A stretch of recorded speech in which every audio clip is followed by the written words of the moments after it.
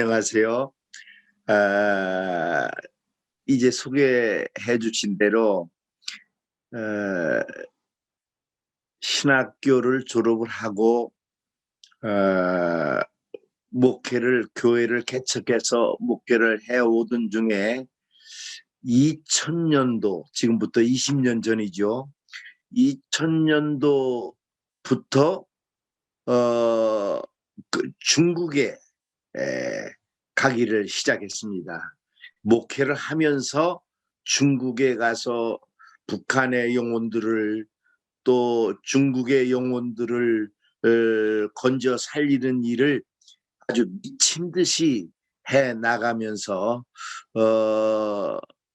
교회는 교회대로 7년 전에 건축을 하고, 은퇴 이후에도 계속해서 태국과 필리핀과 볼리비아, 런던, 네팔 이런 지역을 다니면서 영혼을 건지는 일을 집중해서 해오고 있습니다.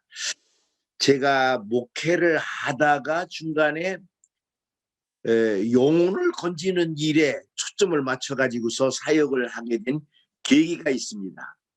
개인적으로는 제게 두 가지 사건이 있었고, 제 가장 큰 도전을 받은 말씀은 오늘 여러분에게 읽어드린 누가복음 15장에 나와 있는 말씀 때문에 계기가 됐습니다. 저는 고등학교 때 성령 체험을 하고 헌신을 해서 신학을 공부하고 교회를 개척하면서 목회를 해오면서도 나는 목회자로 부름을 받았지 전도자로 부름을 받았다고 하는 사실은 까마득하게 잊고 있었습니다. 그런데 오늘 누가복음 15장에 보면은 세 가지 비유가 나오죠. 잃은 양을 찾는 목자의 비유, 잃은 드라크마를 찾은 여인의 비유, 잃은 아들을 되찾는 아버지의 비유. 이 세 가지 중에 특별히 저는 누가복음 15장 7절에 이와 같이 죄인 한 사람이 회개하면 하늘에서는 회개할 것 없는 의인 99으로 말미암아 기뻐하는 것보다 더하리라. 하나님은 더 기뻐하시는 게 있고 덜 기뻐하시는 게 있구나.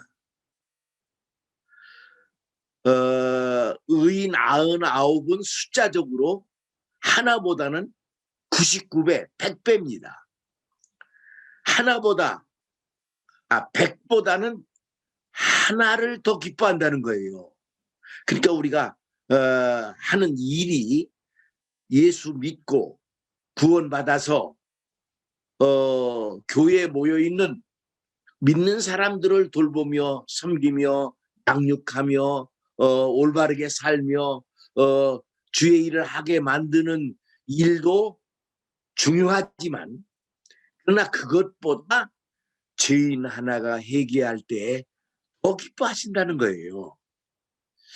이 말씀이 늘 읽어왔고 아주 마비된 것처럼 상식화됐었는데 어느 날 갑자기 제게 충격으로 들려왔어요. 그래서 오늘 제목을 아버지의 불타는 마음을 아십니까? 시간 관계상 20절부터 아버지의 마음을 하나하나 찾아보도록 하겠습니다. 20절에 보면은, 15장 20절에 보면은, 이에 일어나서 아버지께로 돌아가니라. 둘째 아들이 아버지 재산 다 가지고서 멀리 가. 다 허랑방탕하여 써버리고 굶어 죽게 생겼어요. 그래, 그때 생각한 게, 우리 아버지 집에는 배부르게 먹는 일꾼들이 많이 있는데 나도 여기 딱 굶어 죽는 것보다 아버지 집에 가서 일꾼의 하나로 먹고 살아야 되겠다. 그렇게 마음 먹고 아버지께로 돌아가는 겁니다. 이제 아버지께로 돌아갈 때 이 아들은 먹을 것도 없고, 그러니까 옷도 아버지가 보는 순간에 좋은 옷으로 갈아입히라고 그러죠. 신발도 신겨주죠. 그게 완전히 거지가 된 겁니다. 거지가 돼가지고 아버지께로 돌아오는 거예요. 근데 여기 보니까 아직도 거리가 먼데, 이 본문 성경 말씀을 좀 띄워주면 좋겠네요. 아직도 거리가 먼데 그랬죠? 그 거리라고 하는 것은 돌아오는 아들과 집에서 기다리는 아버지 사이의 거리입니다. 그 거리가 멀어요. 멀면 아버지가 시력이 더 좋겠습니까? 아니면은 아들이 더 시력이 좋겠습니까? 시력이 아들이 더 좋고, 또 하나는 아들은 거지가 돼서 오잖아요. 거지가 돼가지고 오면은 이게 누군가 알아보기 어렵습니다. 더군다나 이 아들은 지금 자기 집을 향해서 목적지로 오고 있잖아요. 근데 이 아버지는 집에서, 이 아들이 나간 지가 오래됐는데 동서남북 어느 방향에서 언제쯤 돌아올지 전혀 예측을 할 수가 없어요. 그런데 여기 보니까 참 이 귀절도요. 거리가 아직도 먼데 아버지가 그를 보고, 아들이 아버지를 발견하기가 쉬운데 아버지가 거지가 돼가지고 10년 만에 돌아오는 아들을 발견하는 겁니다. 나는 그것부터가 정상이 아닌 것 같아요. 그거는 평소에 아버지가 얼마나 아들 돌아오기만을 손꼽아 기다렸는지를 잘 나타내주는 귀절이라고 생각을 합니다. 늘 이 녀석이 돌아올 텐데, 이 녀석이 돈 떨어지면 돌아올 텐데, 그러면서 늘 이 아버지 하는 일은 동서남북을 바라보면서 언제쯤 올까? 근데 멀리 가물가물한 데서 웬 거지 하나가 끄떡끄떡 돌아오는 거예요. 그걸 보는 순간에 이 아버지는, 아, 저놈이 내 아들이구나 알아챕니다. 알아채고는 어떤 행동을 합니까? 측은히 여겨 달려갔다 그랬어요. 아니, 이 아버지가 집에 있어도 이 아들 집에 도착할 거 아니에요. 기다리고 있어도 올 거 아니에요. 그런데 왜 아버지가 먼저 달려갑니까? 돌아오는 아들을 향해 달려가는 거예요. 아, 이 녀석, 너 내가 물려준 재산 다 털어먹고 이제 거지가 돼서 오느냐 하면서 나무래려고 혼내려고 달려간 게 아니에요. 불쌍히 여겨서 달려가 하는 거예요. 그냥 이 아버지에게는요, 집에 가만히 있어서 이 아들이 돌아올 때까지 기다리고 앉아 있는 건 이 아버지에게는 고통이에요. 이 아들이 너무 보고 싶어요. 너무너무 기다렸어요. 근데 멀리서 오는 거예요. 그래, 빨리 한시라도 빨리 보고 싶어서 달려가는 거예요. 달려가는 거예요. 달려가자마자 끌어안고 입을 맞추고 인제 왔느냐 막 좋아서 열렬하게 환영하면서 이놈을 끌고 집으로 돌아갑니다. 집에 딱 돌아가자마자 종들에게 명령합니다. 22절에 보면 아버지는 종들에게 이르되 제일 좋은 옷을 내어다가 입히고 그럽니다. 여러분, 이 아버지는 이 아들이 돌아올 것을 미리 예견해 가지고요, 옷을 한 벌 만들어 놓고 계신 거예요. 아니, 2000년 전에 이 아들이 집을 나갈 때 다 가지고 챙겨가지고 갔을 텐데, 이 아들이 돌아올 때에 입을 수 있는 옷을 적어도 여러 벌 미리 준비하고 기다리신 거예요. 여기 보니까 베스트 로브, 제일 좋은 옷을 갖다가 입자는 거예요. 아니, 옷을 한 벌 만들어 놨으면 야, 한 벌 그는 갖다가 입혀라. 두 벌 만들어 놨으면 둘 중에 더 좋은 놈 갖다 입혀라. 그랬을 텐데요, 적어도 세 벌 이상을 미리 만들어 놓고 그 중에서 이 계절에 맞는 옷을 제일 좋은 놈을 갖다 입혀라. 이렇게 말씀하신 걸 보면은요, 이 아버지는 평소에 이 아들이 돌아오기를 기다리면서 그냥 기다린 게 아니라 이 녀석이 돌아오면 거지가 돼서 올 거야. 그러면 거지로는 부끄러우니까 당장에 옷을 갈아입히기 위해서 옷을 그때마다 야 올지 모르니까 한 벌 만들어 놔라, 또 한 벌 만들어 놔라 하고서 그 옷이 쌓이다 보니까 벌써 3벌 이상이 돼가지고 그중에 제일 좋은 놈 갖다 있더라, 이렇게 말씀한 거라고 하는데 제 눈에 발견되기 시작하는 겁니다. 손에 가락지를 끼우고 신발을 신겨라. 그리고 이제 이 거지가 된 돌아온 이 아들이 부끄러워가지고 몸둘바를 모를 때 제일 좋은 옷으로 싹 갈아입힌 다음에는 그러면 뭘 합니까? 23절에 그리고 살진 송아지를 끌어다가 잡으라, 우리가 먹고 즐기자. 여러분, 살진 송아지 잡으라고 하는 거 보니까 동네 잔치 하자는 거예요? 가족 잔치 하자는 거예요? 가족끼리 미역국이나 끓여 먹으려고 하면은 고기 한 두어 사와라 그러면 될 텐데 그게 아니라 소를 잡으라는 거예요. 살긴 놈으로. 네. 이건 우리 가족만 즐거운 일이 아니야. 우리 동네방네 사람들에게 모두 초청을 해서 내 아들이 돌아왔습니다, 내 아들이 돌아왔습니다, 이걸 환영하고 이걸 자랑하고 이걸 모두 축하해 주기 위해서 소를 잡으라고 한 거라 이 말이죠. 근데 이렇게 열렬하게 아버지가 잔치를 하면서 그 잔치 자리에는요 악단도 불러왔어요. 이 큰아들이 맏아들이 밖에 나가 농사 짓다가 집에 가까이 와 보니까 우리 집안에서 들려오는 밖으로 나오는 소리가 두 종류의 소리가 있었는데 그것은 뮤직 앤드 댄스, 음악 소리와 춤추는 소리가 들렸다고 그러죠. 아니 음악 소리는 이해 가겠습니다. 동네 잔치 하려고 하면 악단 불렀다가 쿵딱쿵딱 하는데요. 근데 그 중에 나는 소리가 춤추는 소리라는 거예요. 아니 누가 이렇게 춤을 열렬하게 췄으면 그 춤추는 소리가 담장 밖에까지 나가서 들렸을까요? 고모가 그렇게 열렬하게 춤췄겠습니까? 삼촌이 춤을 췄겠습니까? 아버지가 이 아들이 돌아온 걸 인하여 너무 기뻐서 미친 듯이 춤을 추는 거예요. 크레이지 댄스야. 이 춤추는 소리, 공중공중 춤추는 소리가 동네 밖에까지 들릴 만큼 아주 열렬하게 기뻐하고 환영하는 이 아버지의 모습을 한번 보세요.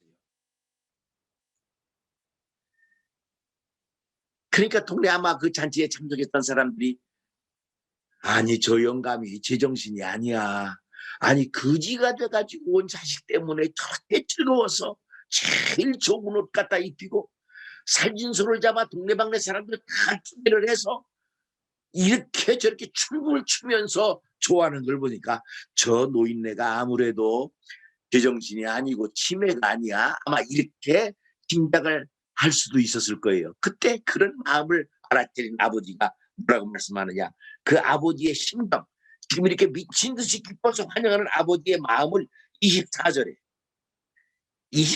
이렇게 말합니다. 여러분 내 마음을 아십니까? 이 내 아들은 죽었다가 다시 살았습니다. 아니 죽었다가 살았다는 말이 저는 그냥 예사로 읽어 내려갔어요. 이 말이 24절에 이 내 아들은 죽었다가 살아났으며 그런 심정으로 이렇게 미친 듯이 환영하는데 그게 32절에 또 반복이 돼요. 이 네 동생은 죽었다가 살았다고. 여러분 아버지 하나님에게는요 한 영혼이 하나님을 멀리 떠나면 자식이 죽는 것만큼 고통스럽고 한 영혼이 회개하고 돌아오면 죽었던 자식이 벌떡 일어나는 것처럼 기쁨으로 감격으로 미친 듯이 즐거워하는 게 아버지의 마음이다. 이것이 발견되어지는 거예요. 근데 그전에는 제가 이걸 그냥 이 성경 말씀을 탕자의 비유를 100번도 더 설교를 했어요. 근데 그때마다 24절과 32절 이 내 아들이 죽었다가 살았다고 하는 이 말을 그냥 읽어 넘어갔어요. 거기에 담겨있는 의미를 아버지의 마음을 몰랐어요. 그런데 제가 적어도 한 20년 전에 둘째 아들이 교통사고가 나가지고서 죽는 경험을 했어요. 밤 갑자기 전화가 왔어요. 응급실에 둘째 아들이 입원했다는 거예요. 친구들하고 어울리다가 차에 부딪혀서 위독한 상태에 병원에 입원해 있어요. 달려가 봤어요. 의식이 없어요. 뇌사 상태에서 24시간 동안 대전의 선병원이라고 하는 병원에 입원해 있는데 그 24시간 동안 저는요 완전히 정신이 나간 사람이 됐어요. 병원 바닥에 무릎을 꿇고 하나님을 향해 기도합니다. 하나님, 이 아들 살려주세요. 이 아들 살려주세요. 아마 제가 평생 살면서 그렇게 많이 울어본 적이 없어요. 자식 살려달라고. 죽어가는 자식을 바라보면서 이렇게까지 기도가 됩니다. 하나님, 나를 데려가세요. 이 아들을 살려주세요. 몸부림을 치면서 기도했는데 24시간 만에 그 녀석이 내 곁을 떠나 천국으로 갔어요. 여러분, 자식이 부모 눈앞에서 숨거두는 것을 본 적이 있습니까? 경험해 왔습니까? 경험해 보기 전에는요, 남의 얘기를 듣고 우리가 교인들이 자식이 죽었다고 하면 실망하기는 잘하는데 그게 내 경험으로 부딪혀 왔을 때는요, 이거는 상상을 초월하는 일이 벌어집니다. 부모가 돌아가시면 땅에다가 묻지만 자식이 죽으면 가슴에 묻는다고 그러잖아요. 저는 그 녀석이 둘째 아이가 살아있을 때 이런 적이 한 번 있었어요. 밤 12시가 돼도 이제 안 들어와서 그 녀석이 제 방에 들어가서 자는 줄 알고 아파트 문을 비밀번호 눌러서 잠기는 문도 잠그고 위에 안에서 걸어 잠그는 문도 이중으로 잠궜어요. 근데 이 녀석이 3시에 들어와가지고는 막 문을 두드리고 난리가 났어요. 왜 문을 잠그는지 내가 알았는데 아니야, 네가 들어온 줄 알고 위에 문까지 잠궜지. 그래서 미안하다 그러고 받아들인 적이 있는데요. 이 아이가 떠난 다음부터는요, 위에 문을 못 잠궈요. 들을 리가 없잖아요. 그런데도 어쩐지 위에 문을 걸어 잠그면 이 녀석 들어오는 걸 내가 방해하는 듯한 느껴지는 거야. 그 녀석은 땅에 묻은 게 아니라 내 마음에 살아있어요. 그 아파트에서 오래 살아있는데 그 아파트에서 이사 갈 때까지 윗문을 못 잠그는 거야.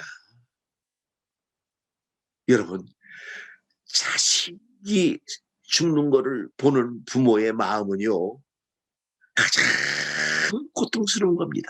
근데 오늘 본문을 보니까 이 하나님에게는요, 한 영혼이 하나님을 떠나 멸망길로 가면은 자식이 죽는 것 같은 고통을 느낀다는 거예요. 그런데 그 녀석이 다시 회개하고 돌아오면요, 죽은 놈이 살아난 것처럼 기뻐서 미친 듯이 춤을 추며 환영하는 게 아버지의 마음. 나는 이 성경을 읽으면서 야, 어떻게 하나님을 기쁘게 드릴까? 어떻게 하나님을 원하는 일을 할까? 주님이 나보고 하라고 하는 일이 뭐야?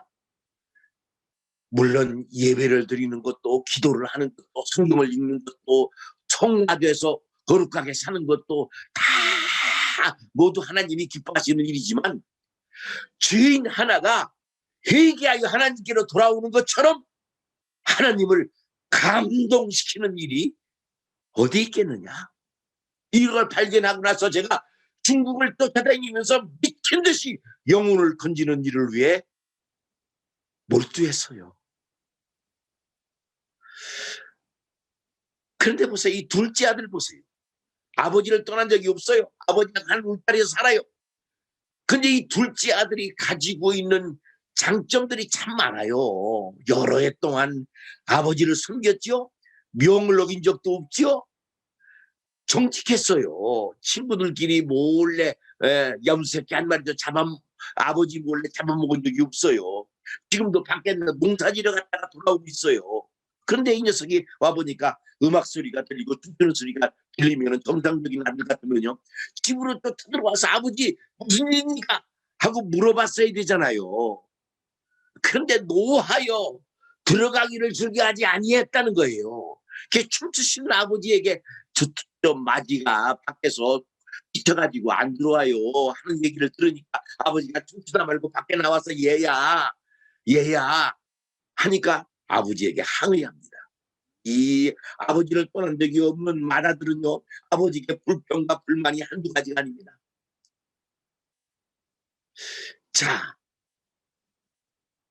이 맏아들은 잘한 것도 많고 장점도 많고 훌륭한 점도 많지만 단 한 가지가 모자란데 그게 뭐냐? 아버지 마음을 몰랐어요. 아버지가 늘 먼 산을 보면서 이 둘째가 돌아오기를 손꼽아 기다리는 이 애타는 마음을 이 맏아들은 몰랐어요. 예민했어요. 이 맏아들의 관심이 어디 있었습니까? 이 동생이 돌아오면 같이 즐거워하고 춤춰야 되는데 이 돌아온 아들에게도 불평이 많았어요. 환영하는 아버지에게도 불평이 많았어요. 아버지의 재산을 장기와 함께 먹어버린 이놈이 오니까 그 살진수를 잡았나이까? 큰아들의 관심이 어디 있습니까? 물질. 염소새끼 안 잡아준 게 서운하고 아버지 재산 장기와 함께 다 없애버린 게 서운하고 그 자식 때문에 살진수를 잡아 없앤 게 이게 아까워. 여러분, 큰아들은 아버지 안 떠나고 훌륭했지만 아버지의 마음, 칭나간 자식이 돌아오기를 애타게 기다리는 아버지의 마음을 몰랐어요.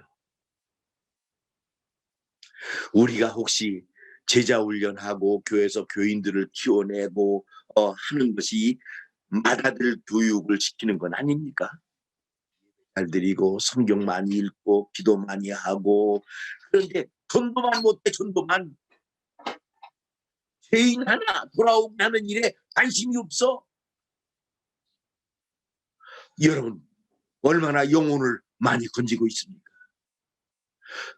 지금은 아버지 하나님이 하나님을 떠난 멸망길로 지옥길로 향하는 영혼들을 바라보면서 내 자식이 죽어간다. 누가 가서 건질고 누가 가서 살릴고 빨리 가라. 시간 지나가면 돌아올 길이 없다. 시간 놓치면 안 된다. 빨리 건져라. 빨리 살려라. 애타게 부르짖고 있는데 우리는 예면하고 건축하는 일, 학교 세우는 일, 펀드레이징 하는 일 그게 나쁘다는 게 아니에요.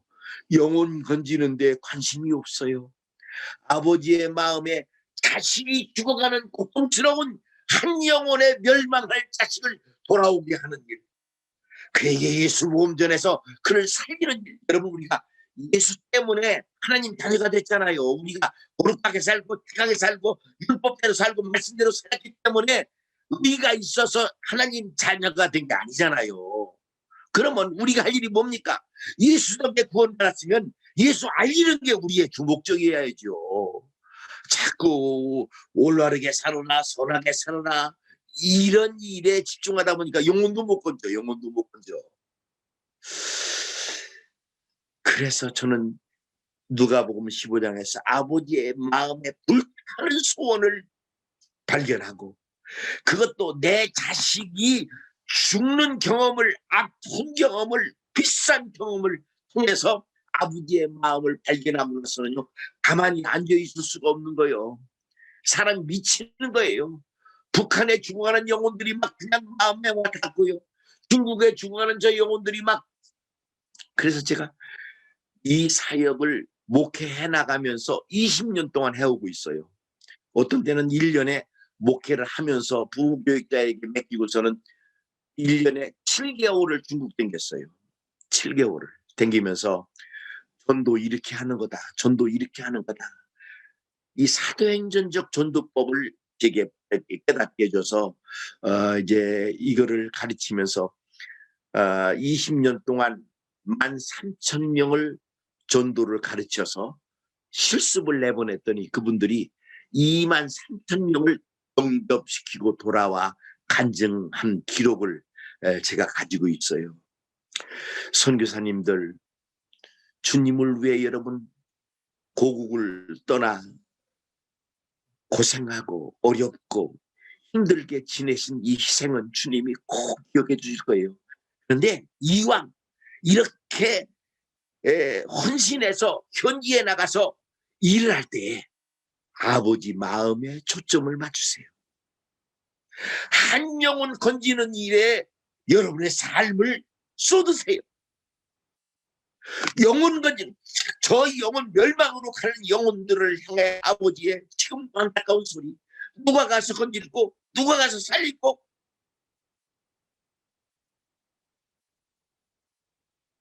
제 간증 겸 아버지의 마음을 여러분에게 전하고, 오늘도 이 말씀을 드리면서 주님이 여러분의 마음을 열어 주의 마음을 여러분 마음에 품을 수 있기를 바랍니다. 세상 모든 민족이 구원을 얻기까지 쉬지 아니하시는 하나님 마음을 품고 영혼 건지는 사역에 여러분의 삶을 드릴 수 있기를 축원합니다. 감사합니다.